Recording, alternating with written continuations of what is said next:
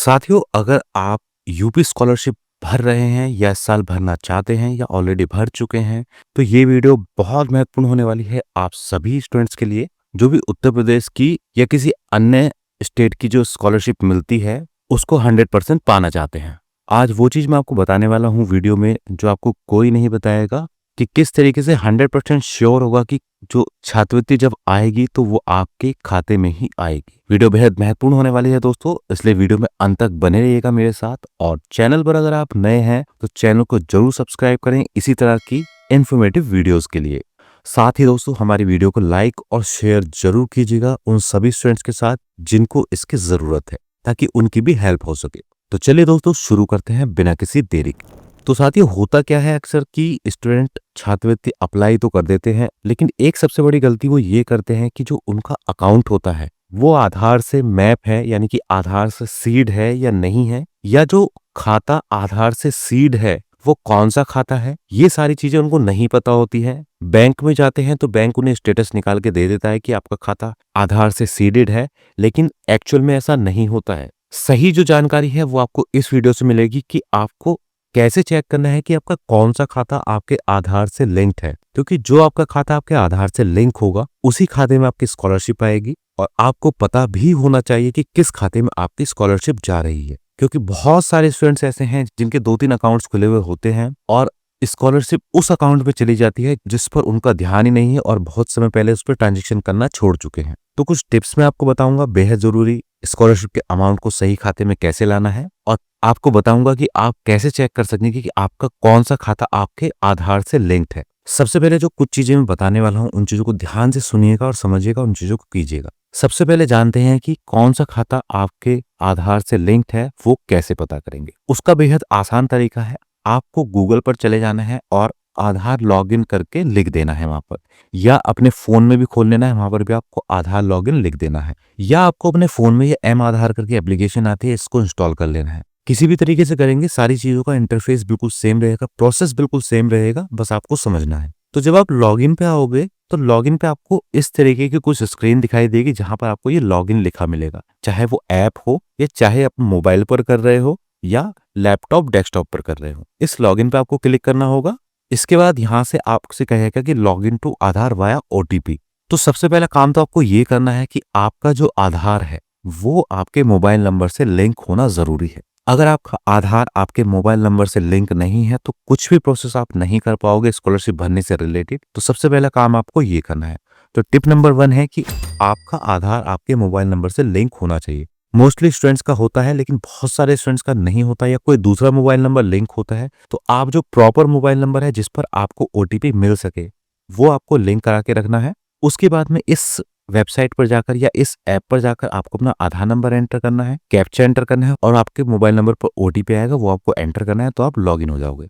चलिए लॉगिन करके देखते हैं। तो आप देख सकते हैं मैंने अपना आधार नंबर एंटर कर दिया है, नीचे ये कैप्चा है ये भी एंटर कर दिया है। अब मैं लॉगिन विद ओटीपी पर क्लिक करूंगा और ओटीपी दोस्तों मेरे पास आ गया है, वो मैंने एंटर कर दिया है। इसके बाद मैं लॉगिन पे क्लिक करूंगा और ये ओटीपी 1 ही मिनट अवेलेबल रहता है, उसके बाद दोबारा आता है वरना। तो मैं लॉगिन पे क्लिक करूंगा। लॉगिन पे क्लिक करते ही मैं अपने आधार में लॉगिन हो जाऊंगा।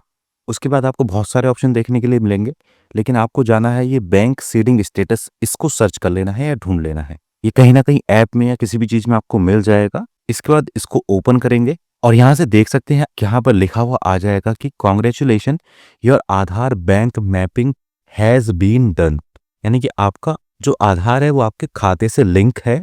कौन से खाते से लिंक है वो आपको यहाँ से पता चलेगा कि बैंक का नाम यहाँ पे लिखा हुआ है। और अब आपको ये देखना होगा कि जो बैंक का नाम आ रहा है उस बैंक में आपने खाता खुलवाया हुआ है या नहीं खुलवाया हुआ है, और अगर खुलवाया हुआ है तो उसका स्टेटस एक्टिव होना चाहिए, सीडिंग का स्टेटस। अब मैं आपको टिप नंबर 2 दूंगा कि आखिर इसके बाद करना क्या होगा। देखिए दोस्तों, होता क्या है कि ज्यादातर स्टूडेंट्स जीरो बैलेंस पर अपना खाता खुलवाते हैं। अब जीरो बैलेंस का मतलब वो ये समझते हैं कि खाते को कभी भी ऑपरेट नहीं करना है, यानी कि उसमें ट्रांजेक्शन नहीं करनी है। यही करके वो सबसे बड़ी गलती करते हैं। ऐसा करने पर बहुत ज्यादा लंबे समय तक खाते में कोई ट्रांजैक्शन ना करने पर खाता इनएक्टिव हो जाता है और उसमें कोई भी लेन देन नहीं हो पाता है, जिस कारण से बहुत से स्टूडेंट्स की जो स्कॉलरशिप है वो वापस हो जाती है। बहुत सारे ऐसे स्टूडेंट्स होंगे पिछले साल जिन्होंने अपनी स्कॉलरशिप भरी होगी, उनका पैसा वापस चला गया होगा और डीबीटी स्टेटस फेल्ड लिखा हुआ आ रहा होगा। वो इसी वजह से आता है कि आप अपने खाते में ट्रांजेक्शन नहीं करते हैं। पहले लिमिट कुछ 90 दिन की थी कि 90 दिन के अंदर-अंदर आपको ट्रांज़ैक्शन करनी होती है, अदरवाइज़ आपका खाता इनएक्टिव हो जाता है। अब शायद से 2 साल है लिमिट, लेकिन आप ध्यान रखिए कि हर महीने में एक ट्रांज़ैक्शन ज़रूर करें खाते में। ट्रांज़ैक्शन का मतलब ये नहीं कि आपको बड़ी रकम ही ट्रांसफ़र करनी है। आजकल यूपीआई का ज़माना है, आप ₹1, ₹2, ₹10, ₹20, ₹50 कितने भी ट्रांज़ैक्शन अपने खाते में कर सकते हैं। ट्रांज़ैक्शन होने से आपका खाता एक्टिव स्टेट में रहता है और वो इनएक्टिव नहीं होता है। क्योंकि एक बार अगर आपका अकाउंट इनएक्टिव हो गया है, तो उसकी दोबारा से आपको केवाईसी करानी होगी, उसके लिए आपको बैंक जाना होगा, तभी वो आपका खाता एक्टिव हो पाएगा।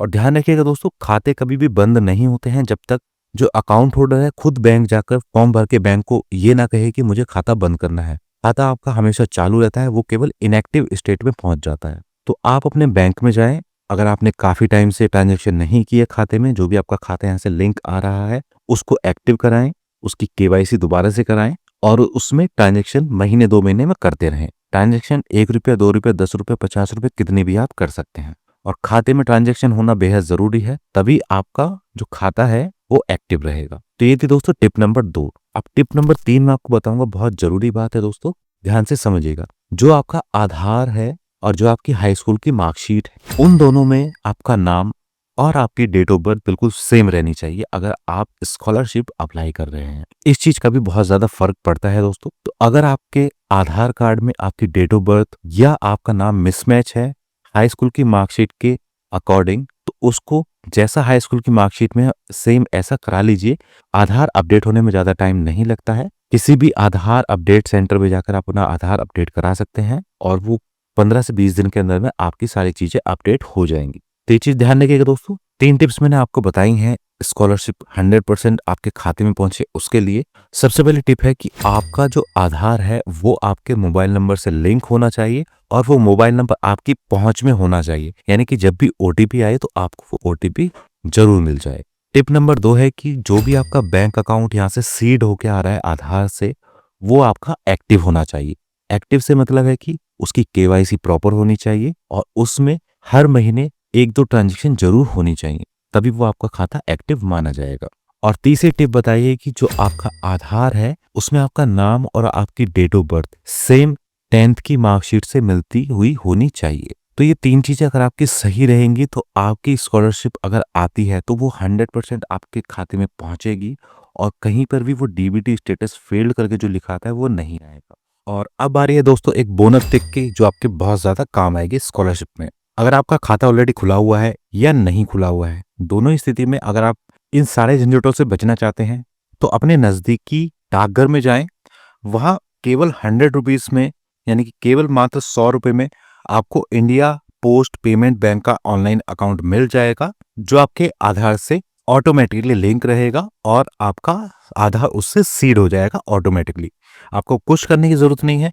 जैसे ही आप खाता खुलवाएंगे, जैसे ही वो एक्टिव होगा, आपका आधार ऑटोमेटिकली उससे सीड हो जाएगा और आपको किसी भी तरीके से कोई परेशानी नहीं आएगी उस खाते में स्कॉलरशिप ट्रांसफर होने में। तो बिना देर किए जल्द से जल्द ये वाला खाता जरूर खुलवा लें। आप अपने किसी भी नजदीकी डाकघर में जाकर ये वाला अपना खाता खुलवा सकते हैं और मात्र 100 रुपए से ये खुल जाएगा और इसमें महीने में 1-2 ट्रांजेक्शन करते रहिएगा ताकि ये एक्टिव स्टेट में रहे।